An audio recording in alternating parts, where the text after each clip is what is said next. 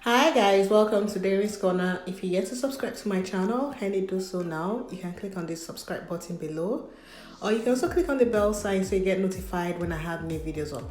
Today I'm going to be showing you how to make tahini sauce. This is like a Mid-Eastern recipe, and this sauce is actually used in making hummus, or even used as a dip for a lot of like falafel or other Mid-Eastern dishes.